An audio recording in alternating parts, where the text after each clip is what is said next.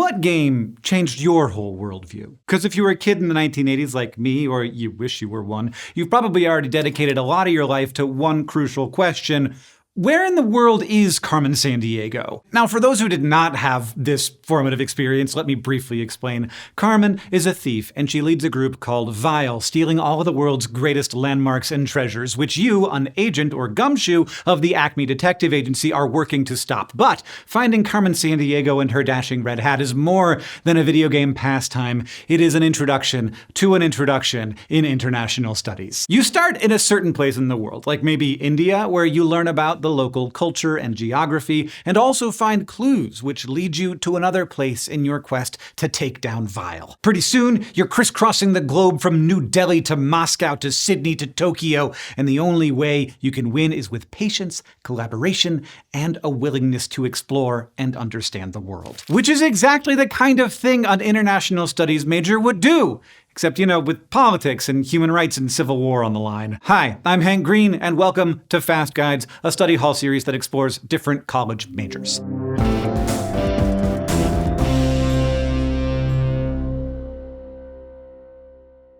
International studies, or sometimes global studies, is the study of our world community. It includes all kinds of different things from political conflicts to economic crises to cultural turning points, like the original Carmen Sandiego video game of 1985. And it works to make sense of the connections between regional and international issues. Like, think about water insecurity in Egypt. It's a national issue, meaning it affects the lives of people living in Egypt. But it's also a regional issue and beyond. To understand how, we have to understand a lot about Egypt through a lot of different lenses. Geography tells us that Egypt gets almost all of its water from the Nile River, and Egypt's history and culture let us know that the Nile and its water have been a really big deal in Egypt for a really long time. Sociology and economics explain how a growing population in Egypt has strained its water resources. Then there's environmental issues like climate change, which is driving dwindling water levels in the Nile, along with droughts and extreme temperatures that make water shortages even more dire. And studying Egypt's politics makes it clear that getting enough water and distributing it fairly is one of the country's biggest concerns right now. But just like in Carmen Sandiego, one country doesn't tell the whole story. When we're looking at Egypt's water problem, we find clues to other countries too. Like Ethiopia is another pretty dry country in Northeast Africa where the Nile also has tons of historical and cultural significance. So maybe it's no surprise that Egypt and Ethiopia have a storied history of conflict over the Nile, one that other countries like Sudan and colonizers like the United Kingdom have roles in too. And in 2011, Ethiopia announced plans to build the Grand Ethiopian Renaissance Dam on the Nile upstream from Egypt, which caused a whole new wave of conflict over how different countries should be allowed to use the Nile's water. So Egypt's national water problem is really an international one that encompasses the geography, history, economy, politics, and culture of a bunch of different countries, plus the global monstrosities of climate change and colonialism. And understanding all of those things is really important if we want to actually solve the problem. In our increasingly connected world, no country is an island, even if it is an island, and even if you can't steal one, like Carmen did do. What happens in one place can have ripple effects that reach around the whole world, which is why international studies is a great way to start making changes that really matter. So if you're ready to start tracking down vile henchmen and also, solve real-world problems as well, let's talk about what an international studies major actually looks like. So like any good 80s video game, your program will ease you in. You'll probably start with some introductory courses in international studies and some other subjects too. International studies is usually interdisciplinary, which means it draws from lots of other subjects to build a comprehensive understanding of different areas of the world. So strong foundations in economics, history, geography, anthropology, and even philosophy will set you up for success. Once you got the lay of the land, you'll move into some higher level courses where your education will start getting a lot more specific. Like, you might dive deeper into global health, human rights, or climate change. You'll build skills in research and data analysis, and you might start focusing more closely on just one area of the world, like the Middle East and North Africa, or Eastern Europe. And that's a good thing because international studies programs usually ask you to declare some kind of specialty. It might be a lens that you study through, like culture and the arts, or politics and policy, or global security, or a part of the world or some combination of the two. As you get further into the major, you'll be building expertise in the global topics that interest you and getting ready to put that knowledge to use. But making that leap is not as easy as clicking depart. Unlike in Carmen Sandiego, things in the real world usually aren't spelled out so easily, or in English for that matter. So most programs require you to get at least an intermediate level in a foreign language, usually one connected to the region that you're studying, because it's a heck of a lot easier to solve problems when you speak the local language. Toward the end of your major, you'll also probably start working on some kind of capstone or senior thesis, where you'll piece together all of the clues you picked up and tell everyone how Cuba supported the Bolivian Revolution, or how China influences defense policy in the Philippines, or how you're finally going to catch that fiend, Carmen Sandiego. People are drawn to international studies because they are interested in the world.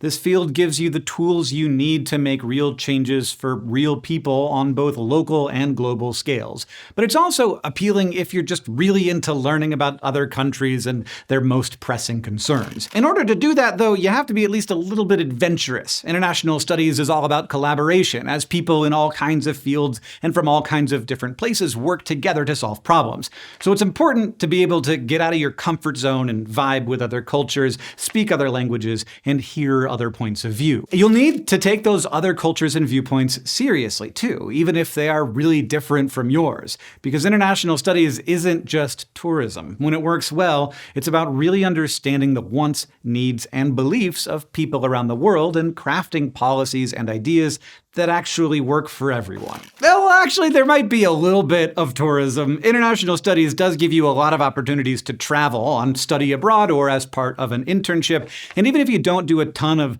Carmen Sandiego-style jet setting during school, you probably will afterward, because international studies opens up all kinds of career paths all over the world. So if a literal world full of opportunities makes you feel like the Acme gumshoe of your dreams, you might be right at home in international studies. But if you're not the super adventurous type, international studies might be a little overwhelming. You'll spend a lot of time with lots of different kinds of people having occasionally heated discussions about huge, hard topics like war or genocide. So homebodies might have more fun in a different major. And beyond that, international studies is heavy on a ton of different skills: research, data analysis, reading, writing, and of course, foreign languages. So if you really are put off by any of those things, you might look elsewhere. Like my math-averse friends might lean more toward history, or if you don't like languages, you might go for straight up politics or economics. There's also just so much to learn about even the smallest areas of the world, not to mention about those huge topics like global security or policymaking. So the big questions you'll grapple with don't have simple answers, and they tend to lead you to even more questions. Like when you track down one vile henchman only to get word of another someplace else. And even in the best of circumstances, solving global problems is hard.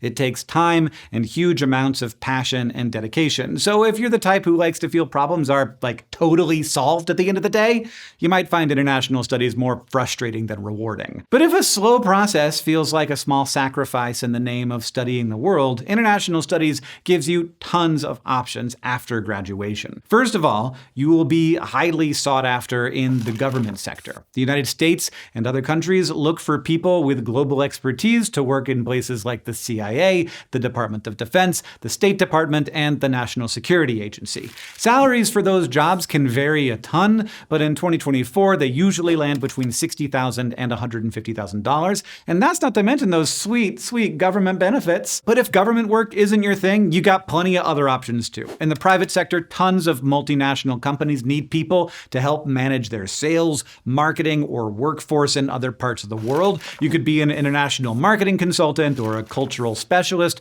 or a member of a global communications staff and make anywhere from about $60,000 to $200,000 a year. Nonprofits with worldwide reach love to hire international studies majors to be program managers or fundraisers or lobbyists so they can put their world knowledge and language skills to use as part of the organization's mission. And even though you probably won't make the big bucks there, you can still do okay, with fundraising positions making more than $50,000 in 2024 and lots of program managers numbers even breaking 100K. And even if you don't end up working directly in international studies, your foreign language skills alone can give you a fighting edge in the job market. Like, you could work as a translator or an international journalist and make around $60,000 a year. And even if your job is totally unrelated, being able to speak a foreign language can make you a top candidate for all kinds of positions, especially in people-facing or communications-type roles. Or also as a secret agent furiously chasing after the world's most villainous globetrotter. Or if you just love international studies, you could keep on going to school. Lots of universities offer master's and PhD programs in international studies where you can refine your skills even more. You might specialize in different research methods or policy strategies, or even dive deeper into a certain area of the world. And getting a higher level degree will open up even more career opportunities in all kinds of fields. If you love learning about different places, putting together puzzle pieces, and inching ever closer to your goal of saving the world, check out an international studies major. It won't help you catch Carmen Sandiego, who is unfortunately not real, but it will help you make the actual world a better place. If you want to investigate other degrees before you choose your major, check out our other videos in this playlist. To find out how to earn college credit with Study Hall, you can go to gostudyhall.com or just click on the link here in the description. And if you want to help us out, give this video a like, subscribe, leave a comment. Let us know how you chose your degree or what you wish you'd known before you started your degree. As always, thanks for watching.